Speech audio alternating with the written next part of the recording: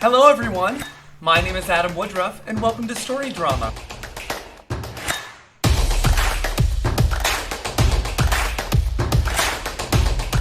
Hey everybody, and welcome back to our 5th week and back to Wayside School. We're going to go back to our first book, which is Sideways Stories from Wayside School. I know we're jumping back and forth a little bit, but we're going to meet a new classmate today. We're going to meet Sharie. Sharie is a dreamer. But more than that, she's a sleeper, which makes sense because that's when you dream. But Sharie has a problem. Let's go in and figure out what that is. Sharie had long eyelashes. She weighed only 49 pounds. She always wore a big red and blue overcoat with a hood. The overcoat weighed 35 pounds. The red part weighed 15 pounds, and the blue part weighed 15 pounds, and the hood weighed 5 pounds. Her eyelashes weighed 1.5 pounds. She sat next to the window in Miss Jules's class. She spent a lot of time just staring out the window. Miss Jules didn't mind.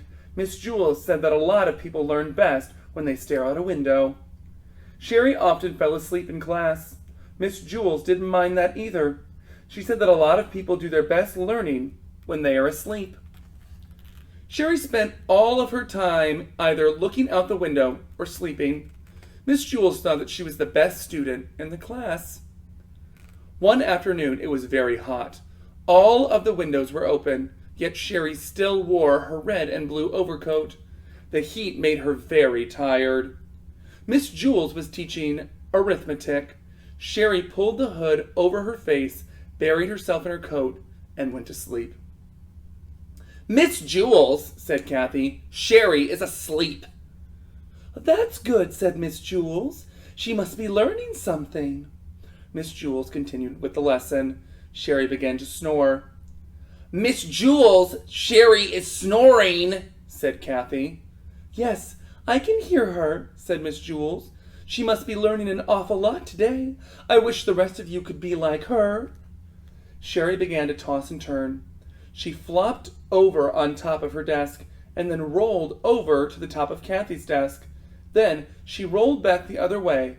Kathy screamed. Sharie rolled out the window. She was still sound asleep. As you know, Miss Jules' class was on the 30th story of Wayside School, so Sharie had a long way to go. After she had fallen 10 stories, Sharie woke up. Sharie looked around. She was confused. She wasn't in Miss Jules' class, and she wasn't at home in bed. She couldn't figure out where she was. She yawned, pulled the hood back over her eyes, and went back to sleep. By the time she had fallen another 10 stories, Wayside School had an exceptionally large playground. Louis, the yard teacher, was way over on the other side when he had happened to see Sharie falling out the window.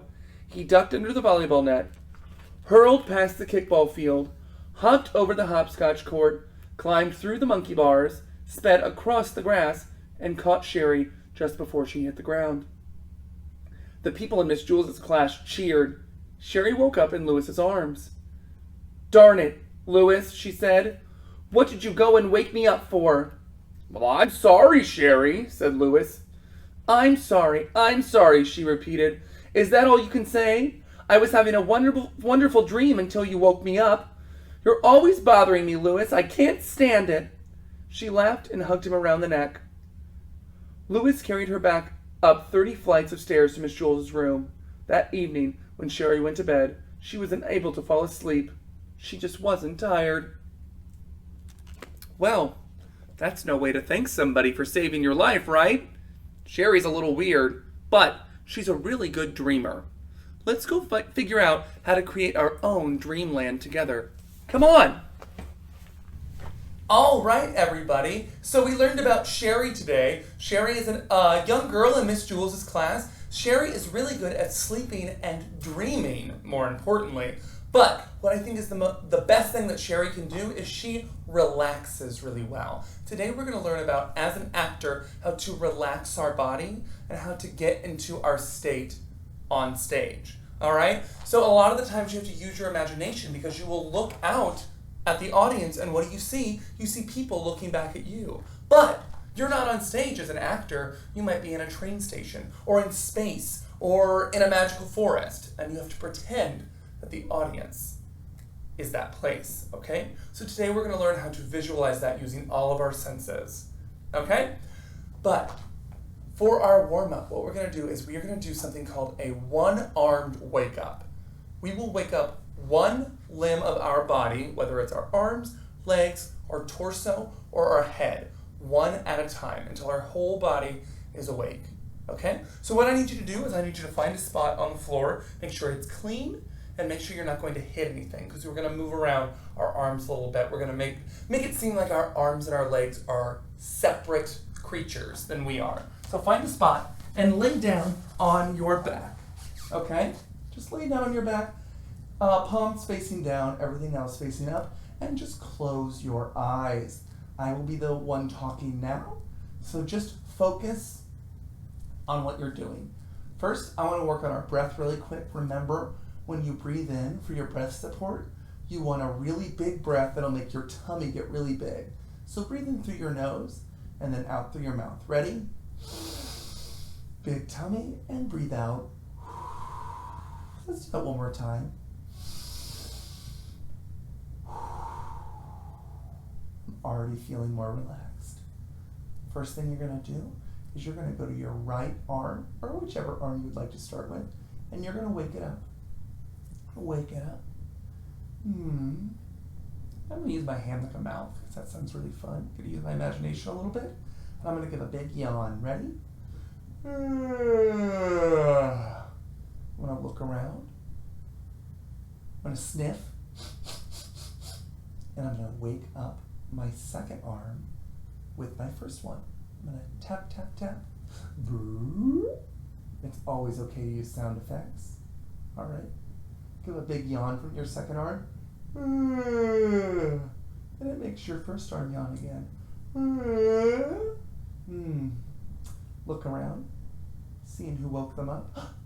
You found somebody. Let's start talking. So, this is where you can just be silly and use your imagination. And what they decided is they're going to wake up one of their legs together. So I'm going to go down and I'm going to tap, tap, tap, tap. And I'm going to step. And all the way up. Ooh, it's really stretching my leg too. So now my leg is going to go brr, brr, brr, brr, brr, brr, brr. He has a deeper voice. Brr, brr, brr, brr, brr, brr, brr. Brr, brr, brr, brr, brr, brr. And they're all going to wake up our next leg together. Tap, tap, tap. Ooh, everything is up. Ooh, it's got a good stretch in my back. And they're going to have a little conversation about maybe waking somebody else up. And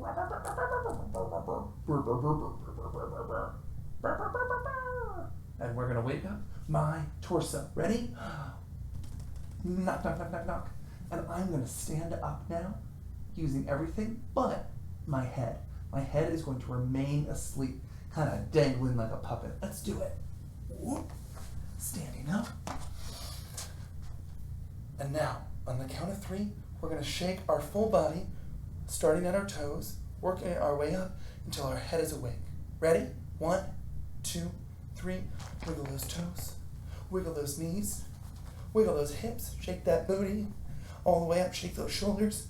Shake out your hands. Shake out your shoulders. And, oh! Everything is awake now. Good, good. Now we are back. And now that we are relaxed, we're going to start visualizing our own dream world. Sharie was so captivated by her dream, she didn't even know she fell out the window. That must be wonderful, but also dangerous. Don't do that. But what we're going to do is we're going to close our eyes again, because we are all calm now, but our body is awake. And we're going to start using our senses to figure out what our dream world is going to be like. So just focusing on my voice and your hearing, you're going to start listening for what your dream world sounds like. Now, you might hear your mom cleaning the dishes, but I want you to forget that and think about, in your dream, what do you want to hear, okay? So let's start doing that. I'm going to give us a bit of silence to start thinking about it. Ready? Go.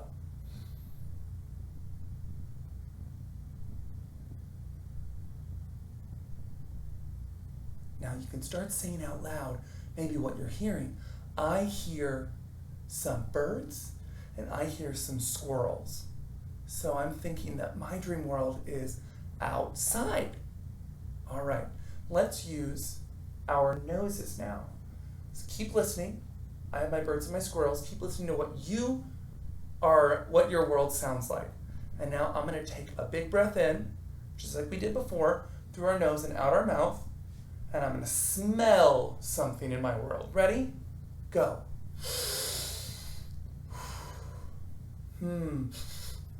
I smell maple syrup. Oh, that smells so good. It reminds me of pancakes and waffles. So now I have to think about what my birds and my squirrels have to do with maple syrup. Now, we're going to use our touch. So I want you to put your fingers out to the side, wiggle them a little bit, get them going, and now reach out in front of you for something. All right? Make sure you're being careful, kind of stay in one spot so you don't walk into things, and grab. What are you feeling? I'm feeling the bark of a tree, which makes sense because that's where birds and squirrels live. It's also where maple syrup comes from. So I must be outside in a forest of some kind. Tell me really quick where you are. Go. That sounds great. All right. And now we are going to add in our eyes. So we're going to open our eyes and you're going to tell me what you see. And don't say my bedroom and don't say the kitchen or my house. You are in your own dream world. What do you see? I want the first color. We're going to open our eyes in 3 seconds. And you're going to say what color you see in your world. Ready? 1, 2, 3. Open up. What color do you see? I see pink. I'm outside and I see pink. That must mean that the trees are made of cotton candy. So now I have a maple syrup, cotton candy, birds and squirrels. This is turning out to be a really good dream. I like it here. So I'm thinking either I'm in like a sugary breakfast world, or maybe just a land of candy. I wonder what the squirrels and the birds are made of different things. And now you're going to show me how you walk around in your world. All right? I think that everything's kind of sugary, which means it's going to be a little sticky. So now, keep listening, smelling, seeing, feeling everything. And now we're going to walk around in our world. You ready? You do you. Maybe you're underwater. Maybe it's slippery. I don't know. It's up to you, though. You walk around in your world. Ready? Go. Ooh. It's definitely a little sticky, but that just means that I'm going to have candy to eat off my shoes later, which sounds delicious. Oh. Just like we walked through our space the other day, we can kind of add this in there. Oh, and I can reach, get some cotton candy off the tree, and see? Do you see how easy that was? We calmed down, we relaxed, and we figured out what our surroundings were. That's something you can do in any show you are ever in. Visualizing where you are is very important.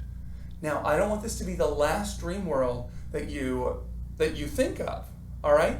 Keep finding different moments to hear different things and smell, see, touch different things. But I would love for you to draw a picture of the dream world that you just visualized and send that in to us. All right? Sound good? Thank you so much for being with me this week, and I will see you next week to meet another fun student in Miss Jules' class. See you later.